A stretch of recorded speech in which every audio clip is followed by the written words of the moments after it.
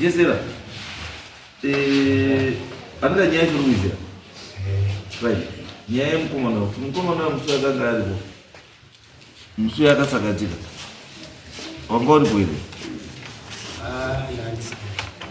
Ongosipo. Pakasakatika angainani kona. Angainani.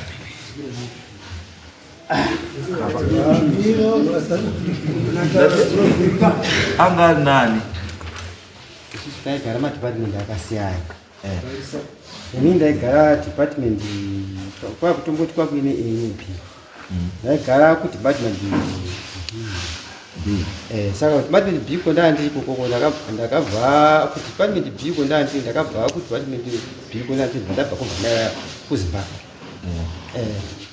Saka group raigara ku department apo ndakabva ku department apo ndakabva ku Zimbabwe ipo ndakauya ndizwa kuti kozvimobva kumusha uyu mambo muno ere Nyatoti ndikati Nyatoti handina kubvera ndambozokizwa kuti ndambomona papa ine munhu akabva ku B kuenda futi ku A akaenda kushandira kuno Mamombe ndiye akaenda kushandira Thomas Mamombe ndiye wakandibvunza ndichibva ndamupindura wose zvino ndandichiziva waibva wazofona kuti munhu uye haasi kuonekaba sevanhu tati ne ushamwari neukama ndobva tati pakadaro manje zviri hambai tiende kotsvaga kozi takabatana mazimbabwesi zvikazi hambai tiende kotsvaga munhu pakuenda nemotikari pane munhu wakaita volontari vati pamota vataenda nemota iya kwautotsvaga isa takatogara mota zati fambe so pane waruzi wanonga warota waruzi kuzi unogononga kwakafa wakafira uku saka hambai kubva taenda ipi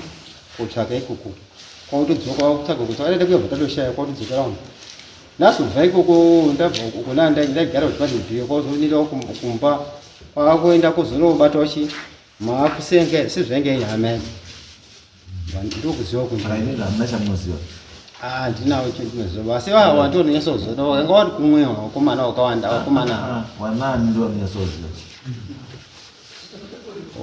wanga waigara wanga wakawanda pane angari paground aiziya akaonekana nemunhu ndikutoziva kuti ndakasi ndiye umwe wauya sematorero maketo kuti chikotiorere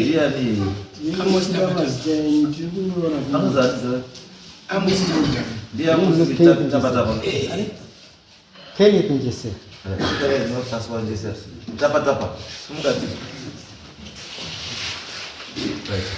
ndiyo iwo ndiwo kwende munhu ndiwo akaonekwa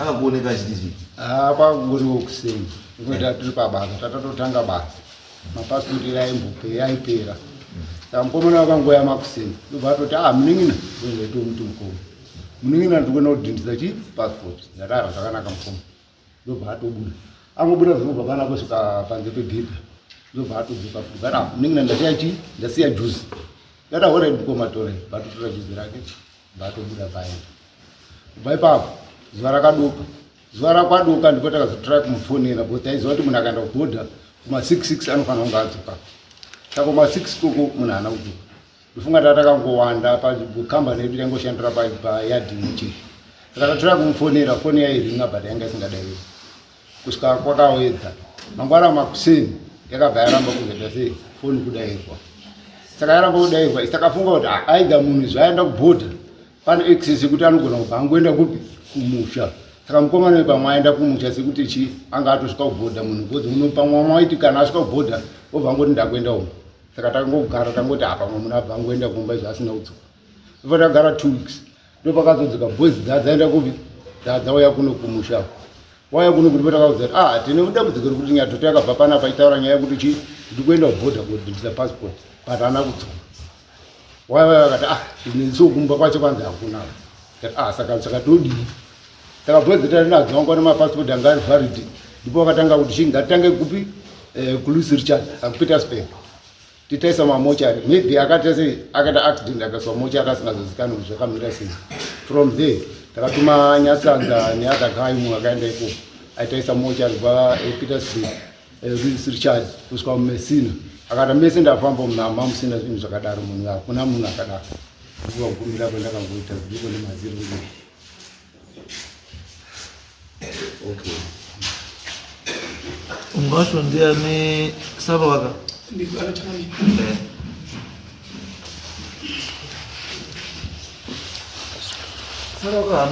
ndakataura ndisu takazoti ndandisipo ndisu takazobva tiri kumba ndapiwa ndini ndakabva ndiri kumba ndi mata big boy ani ndi mfakosi uri mfakosi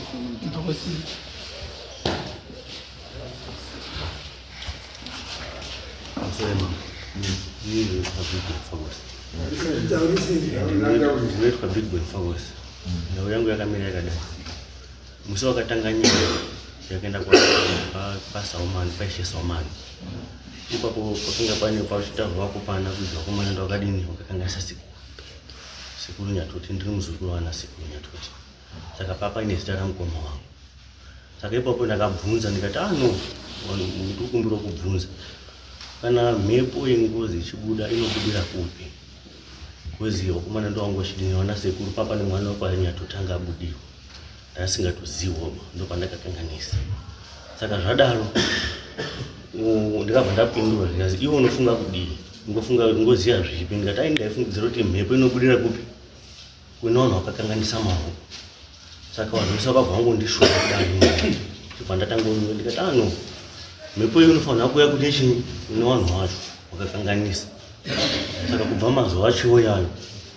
ndakatangosangana nematsaona akawanda ai ndikadoshanda hapana chinofamba mari yangu inongoparara ndodai matsaona ndinyeperwa nyaya dzakasiyana siyana ndogara ndiri mumatara saka zvadaro ndopakazoiva nasekuru wanga sekuru Nyatoti vanhu vanoshanda naye nasabhuku wedu vachita nyaya dzako hadzozopera shuwa ndo ndikadoshanda mari ndinobvurobata asi hapana chinodini chinooneka dzimwe nyaya dzakawanda saka vakazondita muzaya nyaya iri kuitika mukoma kuti nyaya dziri mukati penyaya iyi mazuva aya nyaya dzako iwe wakavhura ngoitinesa wega ukati uchipupura wega kuti mukomana wangu unonga pasiri munyaya saka mhepo iyoyo inogona yakakubata shuwa ndakagara nguva refu vanhu vazhinji vachingondikanzira nenyaya iyoyo saka ndakazoita kucheshi ndopandakazoti shamwari iwe nyaya yona iyoyo une bvuri remunhu akadini aparara uripewo rinovharidzira chipo chako saka vanasekuru kuti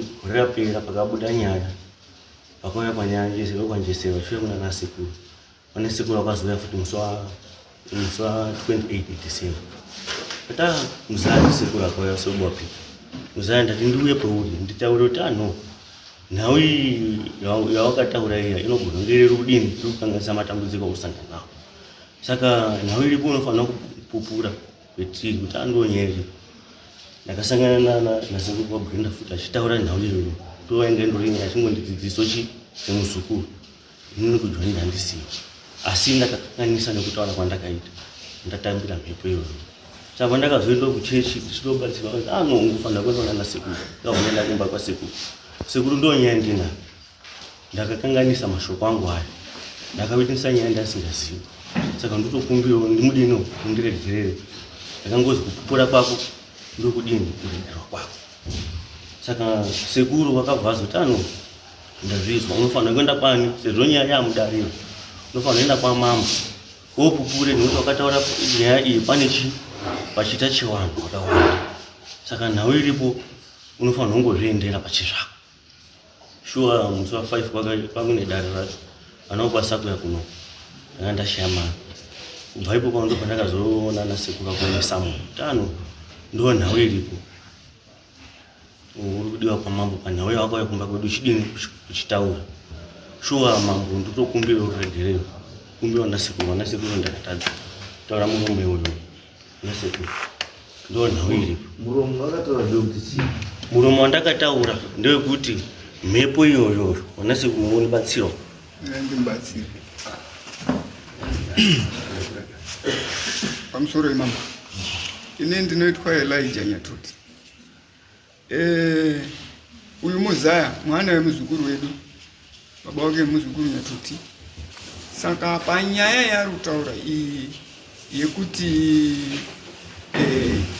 kupupura kuti wainunudzira mukoma wake saka manunudzira akaita mudare rashe Saumani wakashohwa ngevanhu wese wanga uripo iye wakati ime muri kuti mukoma wangu wakauraya sekuru, haine ndikurambirana nazvo.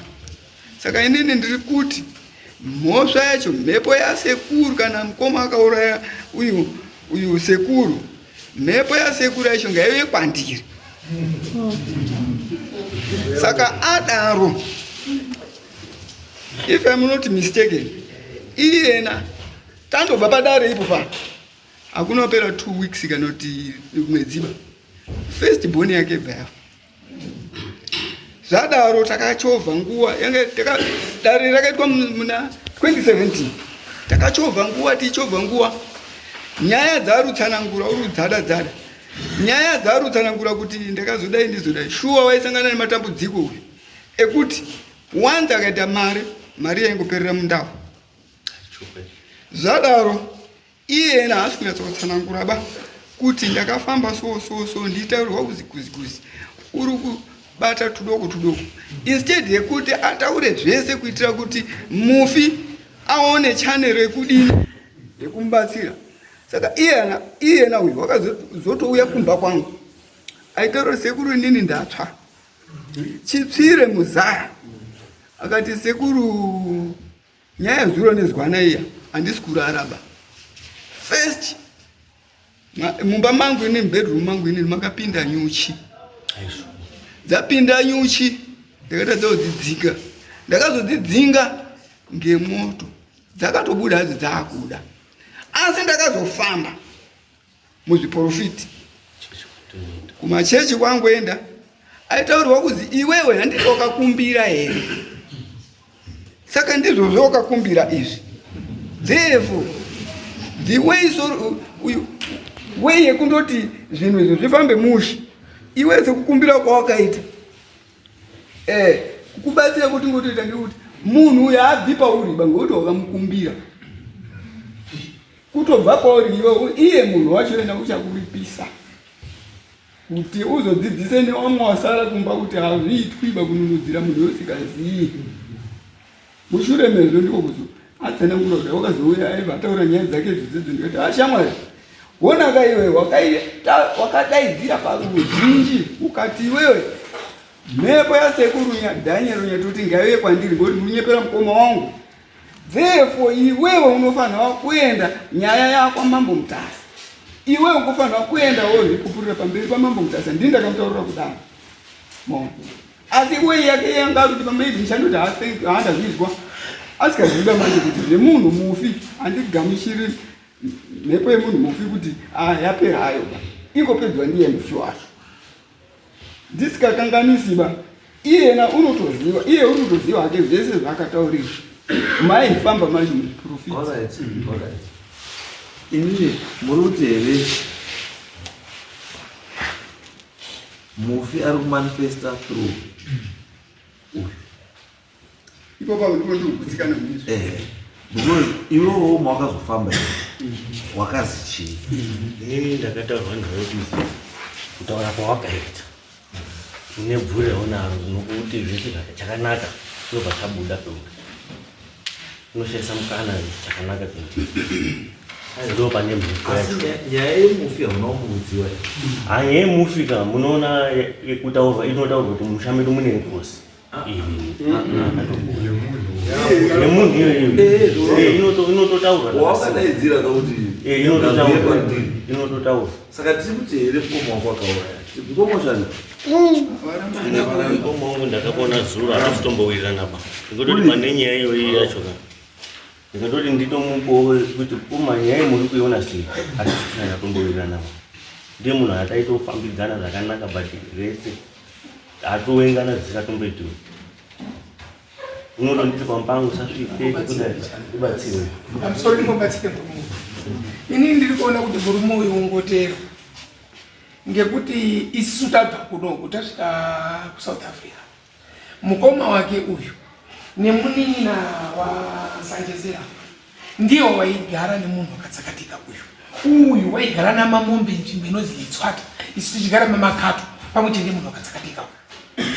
Saka isusu tabva kumba tasvika pagiraundi kuti chipe mukoma tsamba yeratati wange wamai wacho kuti ngozopa mukoma tsamba ndipo tikuzwa kuti mwanmuyu wakasoenda kumbasira nyatoti kumba ndiko ndiri kubva ndabva pamusangano paaona ndiko ndiri kubva ini kumba saka chiti kweichi wakomana waripi wakomana taibvunza ngekuti inini neuyo tiri neuyu tiri vanhu vearea imwe bangarura wamwene wangu ugara uno nezindo saka ndeibvunza wamwe wangu tiri plus ukama hwedu baba wangu muzukuru yatoti uyu amusi baba wake muzukuru yatoti saka ndiri kubvunza ndakobata hama dzangu fisi kuti wakomana anga wauye tiko titi kuti zvikuzi mukomana wakaenda kumba akudini hakuna papurazi hama dzepadhuze iye mukomana uruzivi nenyaya iripera uyu ndiye wakatounzwa ndiye nyamutsakatika kubasa kuenda kuSouth Africa takatoenda zuva rimwe ndaendeswa ngomwe ndikuenda basa rangu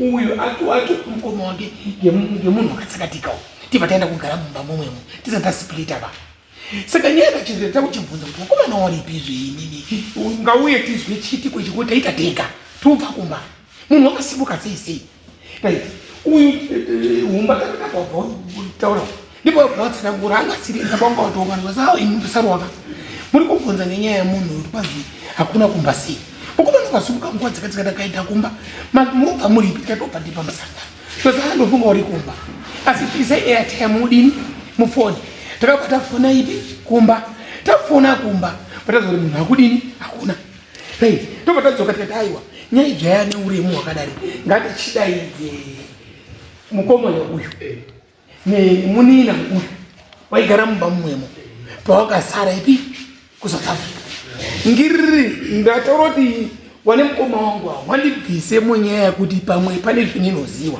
asi ndikutotora chokwadi pamire chakaita ndakabva ndafona mumba meawa ndimo maigara wakomunun'una uyu umwe wakonga uruzi wabva paitsakatika munhu waizi watama wakanga waenda kumba kweuyu waigara namamondo wakabva muno muyo ndiwaigara kuLesotho kwachipfuna kuti warume uyai kuno kune chitiko chiri kuno chikuti mukoma haasi kuonekaba saka uyai tizwe tiri papi tiri pamwe wakomana kubva kuti umbori nei ndikati aiwa imbudzoka ikumba kuno muri kuona wakomana waya wakati tiri kudini tiri kuya amadepartments ekuti wane bocha chipinge nyuka ukasika kuti mphanya wazwe chitiko chichikubva kuti vadidini wachitozera munhu wandiwani mambotakuti ndo zvakaitika ukasimuka panapa asi unhu uri kubva umba kuti kwezi munhu hakuna watoine tsamba yawanga wanyorera kubva ipi kumba kwacho saka watafona kwezi munhu hakudini hakuna wakomana waya warutu waya mukomana uyu nemunin'ina weuyu kuda kuchati conduct after 3 days foni yakatanga kuti not available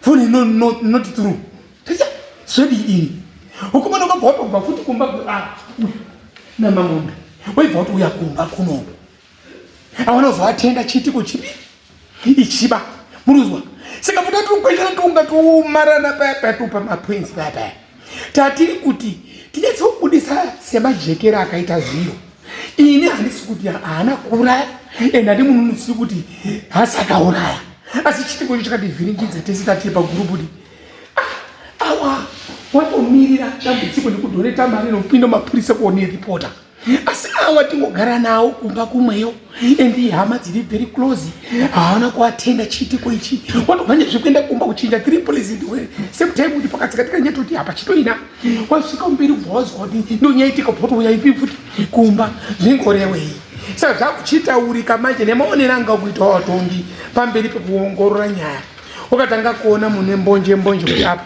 pane mbonje apa pane mbonje uyu ndipakachizwa yako unonutsira manje mukoma wake uya ngoti tatotaura nyaya iyoyo hama dzake dzabva dzabata mukomana waya kuti achima uya unyatsotaura wakauraya kutaura ako kuti ubata mukoma wake uyu uyu ndipakachizira kununutsira manje kuti murunyepera mukoma wani wangu isu tanga tiri kumba mambo asi chitiko chotakaona chakatinetsa saka takazotofonera kubata umba yawo wanengatoti walinyatoti kurumidza kuuya muonewo tiri kuita kuti ndiwo here ngeaction yakaitika pasina chotakaona asi by action pane mufungiro umwe takadini takaita ndiwo wakuti muno mutikapinda munomu zvimwe takaengana handi kuengana kutaura chokwadi kuti uyu anga aripo right uyu obana uyu anga ariyo kuarea kwake asi anga asikagari nenyatotiba uyu waigara nenyatoti munin'ina wake uyu nemukoma neuyu Ndiwo waiti pakusenza waisenza futi wese second place. Walikuwa ni wani. Ndipo pandinesa manje. Walikuwa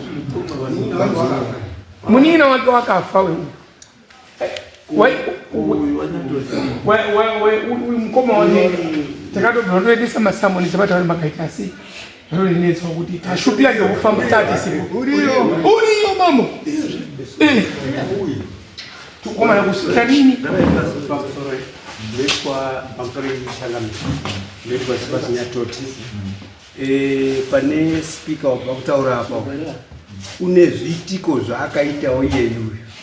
Tine wakafa wekutanga anzi Solomon Njesera akafa maringe nemhosva yekuuraya nyatoti. Saruwakawo akaenda mazuva akurwara maningi mumba akadaidzana naMufakosi akadaidzana na Solo akaenda kuona kuna Solo anga akuda kufa. Solo ndiye anga akuda kufa ipapo. Saka akaenda kuti Saru akaiti ndinoziva inini ega tione movie. Akabudisa vanhu asati atofaba. Akabudisa vanhu pamba kuti budai ndoda kutaura naye. Nyaya yakazozika ari kutaura uyu panze pe nevanenge vari panze pemba kuti iwe nyaya iyi ifa uri wai. Saru wakaiyi ifa uri wai. Saka uyu zveshu wakabva pana mira. Saka ndiyo nyaya yari kwedza kuuya kohwandisa iye nauye wacho. Right, atachitora pane overwhelming evidence nemanyepo akabuda pane Mufakosi. Mufakosi wakati aisaweyo asi uyu Saru akazobudisa kuti aiweyo because akazoodhani Thomas Mamombe kuti aimubatsiri pabasa. Meaning to say dari rekutanga iri akanyepera dari rino. Izvo zvakunyatsokuziva kuti kuti auye kuno wakuziva kuti pamwe ungagona kubatwa nemhosva. Saka abva takauya tine ndati Thomas Mamombe wakabudisa kuti Amos Mufakosi wakadini aiweyo. Kuibva kwauya the other one wakabudisa kuti ndani kuti waiweyo ndiye Saru wakauya. These two wakataura kuti vanga ariyo asi vanyepa manje ndosaka asina kuuya. Uyu azouya uyu jasodo uyu azouya uyu nyaya yake ndiyo yekwashisa humani aisawe South Africa ake asi une maactivities ayaenda na mkoma wake because he is the best trusted nani na Amos Mufakosi. Waifamba waichida kutsindira kwaitsindira senge kuna na mapingo ndiko mai waibuda yenda ikoko. Saka padaro ndosaka akamaundwa by this spirit.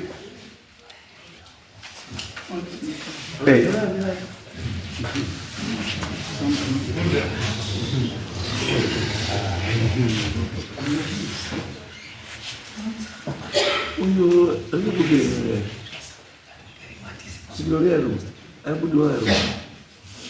Abudu uya wananjesera chatoria ava wauya ega. Uyu atisotoziva kuti uyu Kenneth Njesera anobvuma uko asvikirwa nezvo zvakamubata aikumbira ruregerero. Waita drama rekuti zvaita kuwaichera zvimanhingirikino zvavo zvimabhavha zvaita izvozvo aikumbira ndiregererewo asi nasonowa kuuya futi aita kuti hazvizi uye Njesera uriyapo angafa about 3 days akarara ariko. Apa anonunhwa kuti abudise information obva atanga kuramba. Ndosaka paya takati totoda vanotibatsirawo kuno.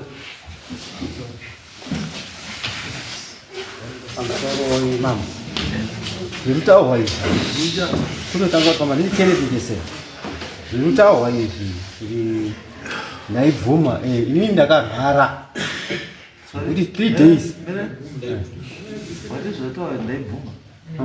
ndati inini ndakaa ndisukirwa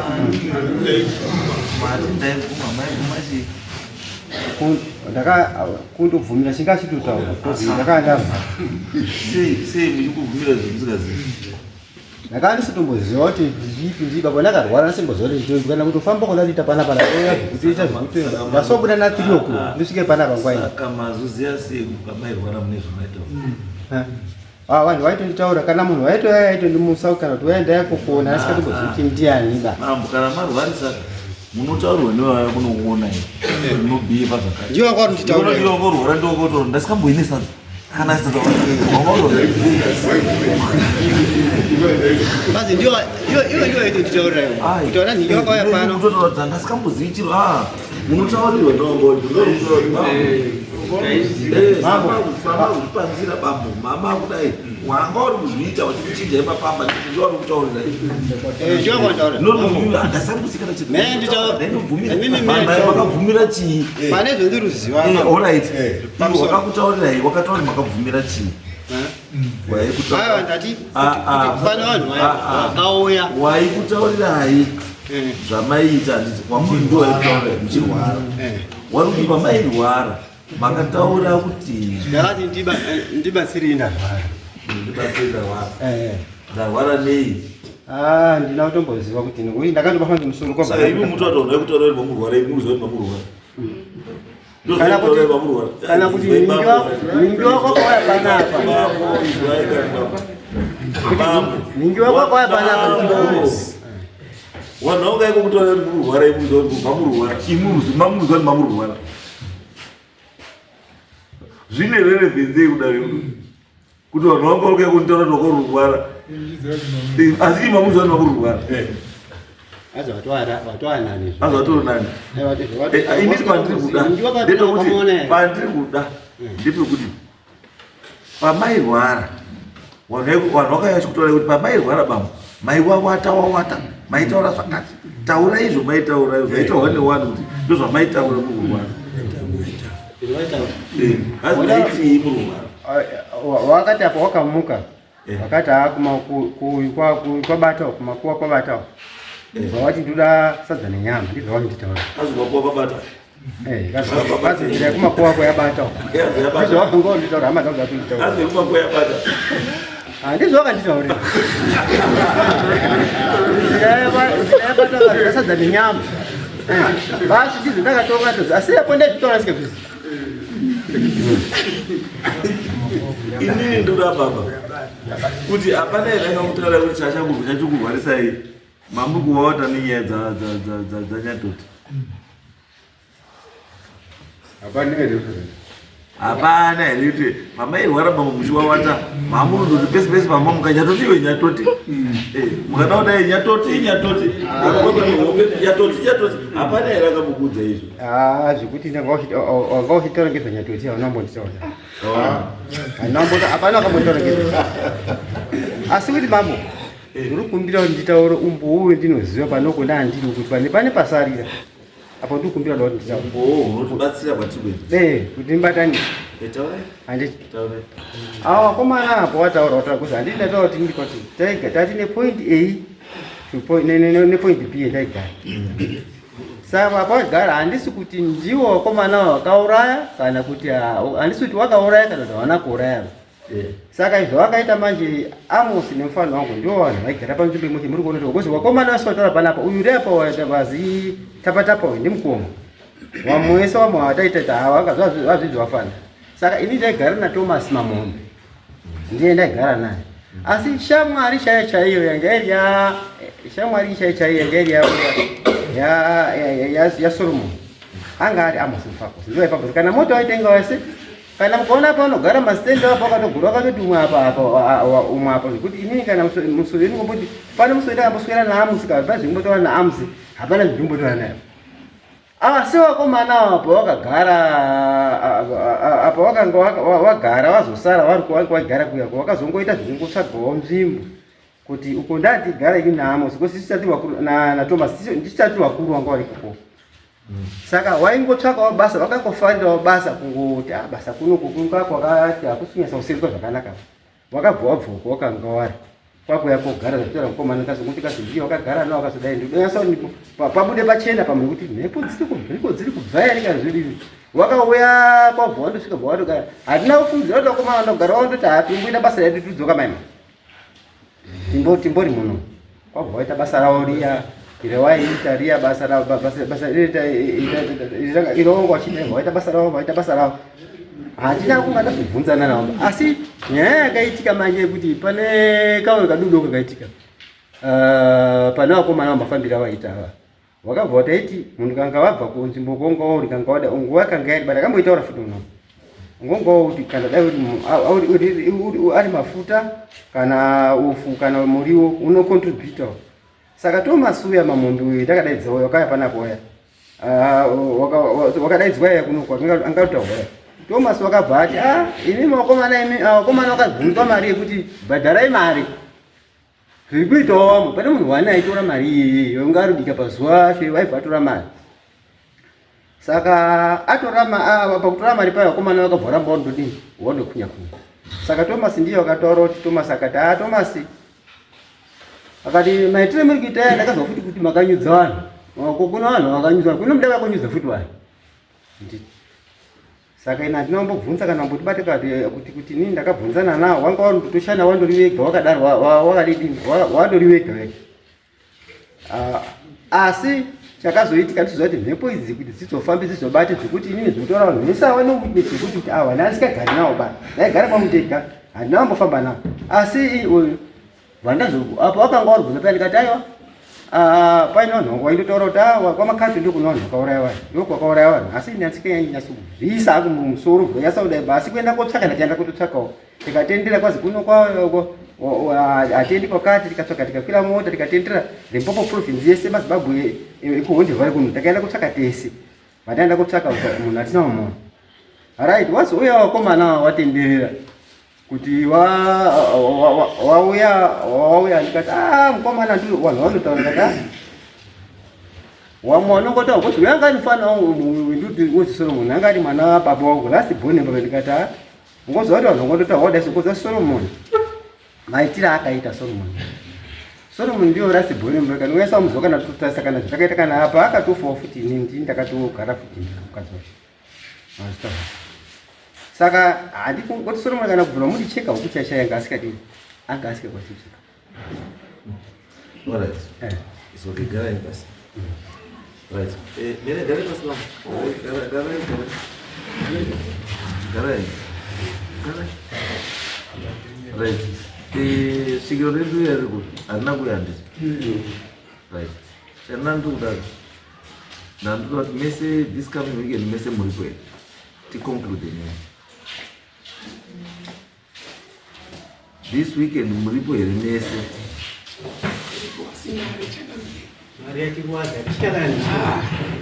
Aiwa ndozileta ngozi. Ukauraya munhu ukaisa padhoo pako peshopu panofaya zvisingaiti. Asi kana wakubhuroka unobhuroka utaza kutenga mapatapata. Ndozileta ngozi. Izwaika ndikuti kadhe kuti kana matimudaitora machidhega musaka mukata musi kuya it means that this week unless kana munokumbira kuti not this week but because I want to conclude this case.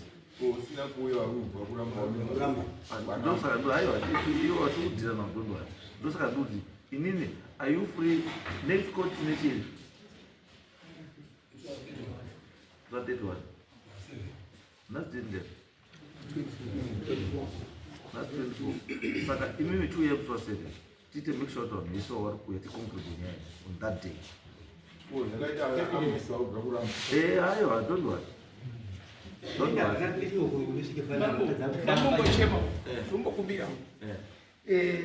In short, nyaya irutsananguro wani ndudi mukumbira ndoti chichemo changu muchiti chichemo changu chiripe tati bambo mutwa 7 kuda kukonkluda nyaya iyi. If it means kuti tichatangana 3 makuseni kusvika na 3 manheru tichaita izvo tivhare nyaya yemusiwo.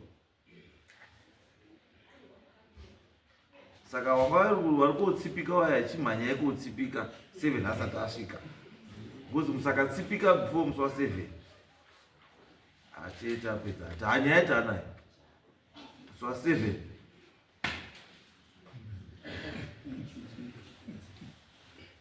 kana tiri kubudisa vamwe mukati menyaya vachabuda, vari kusara vachadii, vachasara. Bambo musadekeze Amosi bambo. Chimupai kodvidze kuti Amosi unokwanisa kuramba bhiwa Samueri chii. Ngekuti zvezvi handiti wakatiwa Samueri aramba kuti pano varume vanapa wasudza masimbi vamudaro wanosudza masimbi panapa taka tino vakawanda vanotongwa varimo musiki pano hayotenga kana makambona pamo pano majaenda takatonga kadzi dzakachena tokutenga iyo dzakachena tapedza toti makiya ari kwaruda unonokinurirwa kwaruda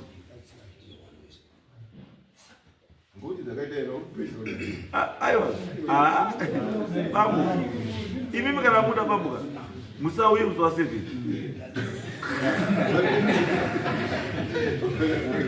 right andi ndasakana musi wa 7 ini ndo